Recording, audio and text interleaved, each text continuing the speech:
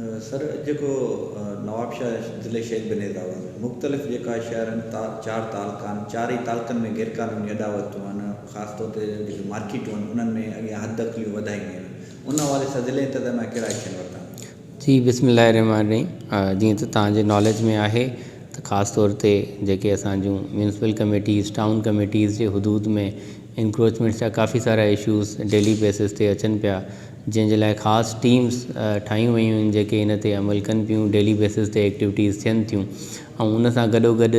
जेके फर्दर असांजी state land ते या इंक्रोचमेंट वग़ैरह थियूं हुयूं उन में एंटी इंक्रोचमेंट फोर्स ऐं जेके बोर्ड ऑफ रेवन्यू जा डायरेक्शन्स आहिनि उन मुताबिक़ उनखे परसू कंदा पिया अचूं, जंहिंमें असां काफ़ी सारियूं इंक्रोचमेंट्स ऑलरेडी रिमूव थी चुकियूं आहिनि हिनमहिल ताईं, जंहिंमें फॉरेस्ट जी काफ़ी सारी लैंड हुई, इरीगेशन जी लैंड हुई, उन खां अलावा एग्रीकल्चर जा कुझु हुया उन्हनि ते। बाक़ी जेको असांजो डेली बेसिस ते म्यूनसिपल लिमिट्स में जीअं तव्हां ज़िक्र कयो त शहरनि में रेडनि जो मसइलो आहे, ॿियूं गाॾियुनि वग़ैरह इन सिलसिले में उहो डेली बेसिस ते एक्टिविटीज़ थियनि पियूं, उन में काफ़ी सारी बहितरी बि आई आहे, पर अञा कमु करण जी गुंजाइश आहे जंहिंखे वधीक फोकस करे स्पेशल टीम्स जे ज़रिए इंशाल्लाह हिनखे वधीक बहितर कंदा। सर एंटी इंक्रोचमेंट फोर्स बि तव्हां वटि आहे हिकिड़ो इदारो, उन हवाले सां उहो केतिरो फ़ाल आहे या उन में अञा बि ज़रूरतूं आहिनि या कि उन्हनि में मशीनरी जे हवाले सां उन हवाले सां थोरो ॿुधायो?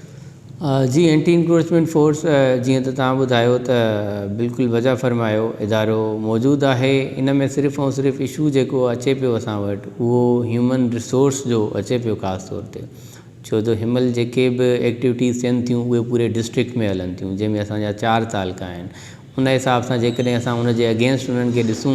त ह्यूमन रिसोर्स काफ़ी घटि आहे, छो जो एट ए टाइम ते जेकॾहिं असांखे किथे ऑपरेशन करिणो हुजे थो त असांखे सॼी फोर्स हिकिड़े हंधि मौजूदु करणी हुजे थी। सो इन हवाले सां फर्दर जेके आहिनि डिसीशन्स वरिता विया आहिनि बोर्ड ऑफ रेवन्यू जे तरफ़ां त ख़ासि तौर ते जेकी एंटी इंक्रोचमेंट फोर्स आहे उन जो ह्यूमन रिसोर्स बि वधायो वञे ऐं उन में फर्दर एम्पावरमेंट बि कई वई आहे डिस्ट्रिक्ट एडमिनिस्ट्रेशन जी, त जीअं डायरेक्टली उन्हनि जा ऑपरेशन्स ओवरसी कनि। सो मां सम्झां थो त हाणे इन हवाले सां तमामु बहितरी अची वेंदी इन में त जीअं फर्दर इफेक्टिवली ऑपरेशन्स थी सघनि।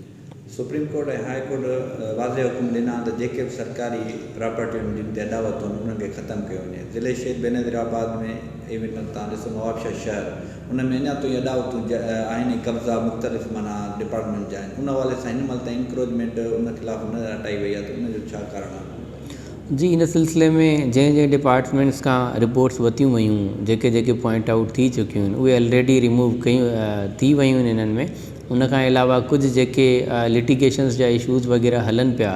उहे डिफरेंट फोरम्स ते परसू कया वञनि था। जीअं जीअं इन में डिसीशन्स ईंदा वेंदा त as per the orders of the honourable courts and directions board of revenue जो इन सिलसिले में आहिनि त इंशाल्लाह उहे बि इम्प्लीमेंट थी वेंदा लेटर एंड स्पिरिट। शहरनि ऐं ताजरनि तरफ़ां हिकिड़ो इल्ज़ाम हयो वियो आहे त ज़िले इंतज़ामिया मनपसंदि माण्हुनि जा जेके मार्केटूं या दुकान छॾे जेके गैरकानूनी अॾावतूं ऐं जेके ग़रीबनि जा उन्हनि जा हटाया था वञनि, उन हवाले सां तव्हां छा चवंदा?